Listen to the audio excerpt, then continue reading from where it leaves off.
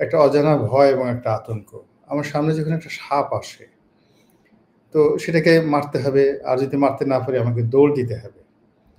কিংবা একটা অন্য যেকোনো ভয়ংকর কিছু হলো। কিন্তু আপনার সামনে যদি বা আমার সামনে যদি একটা ভূত আসে, যাকে আমি দেখতে পাই না।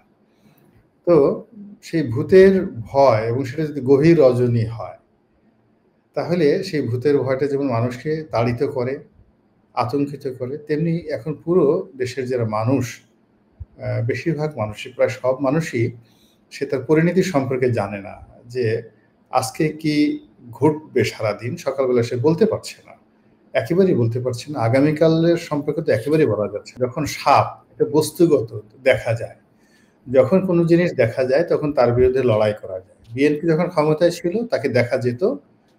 বিএনপি ক্ষমতা চালাচ্ছে, হাওয়া ভবন আছে, তারেক রহমান আছে, তার বন্ধু-বান্ধব আছে, মন্ত্রিপরিষদ আছে।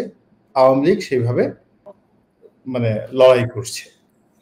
আবার আওয়ামী লীগ যখন ক্ষমতায় আছে সেখানে ওবায়দুল কাদের আছে, সজীব ওয়াজেদ জয় আছে, আওয়ামী লীগের গ্যাং অফ 5 স্টার গ্যাং আছে, ওখানে গণভবন আছে। তো সব মিলিয়ে মানুষ দেখতে পেত।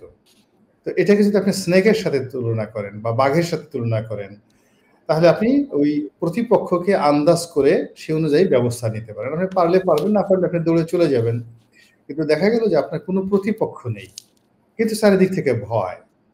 তো এখন এখানে শোভা পায় না। তাদের দেখলে ভীষণ রকম মায়া লাগে। ভীষণ রকম মায়া লাগে। মনে হয় পা ধরে সালাম করি, এরকম লোকজন। এখন কিন্তু রাষ্ট্র কে চালাচ্ছে? প্রতিদিন কে ঘটনা ঘটছে? কারা ঘটাচ্ছে? সরকারের পক্ষ থেকে বলা হচ্ছে অদৃশ্য শক্তি। আবার অদৃশ্য শক্তি যারা আছে তারা বলছে তারাও অদৃশ্য কাজগুলো করছে। কেউ বলছে আমেরিকা চালাচ্ছে, কেউ বলছে ভারত চালাচ্ছে, কেউ বলছে পাকিস্তানের আইএসআই চালাচ্ছে। আসলে আমরা নিজেরা বুঝতে পারছি না যে আমরা যে সাফারার এখন এই মুহূর্তে আছি, কার বিরুদ্ধে অভিযোগ করব, কোথায় গিয়ে অভিযোগ করব এবং সেটা নিষ্পত্তি কিভাবে হবে। তো এরকম একটা অনিশ্চয়তাটা জি। কি যেহেতু ধরা যাচ্ছে না, ছোঁয়া যাচ্ছে না, বলা যাচ্ছে না, দেখা যাচ্ছে না। এটাকে আমাকে একটা মনে হচ্ছে একটা ভৌতিক একটা অবস্থা।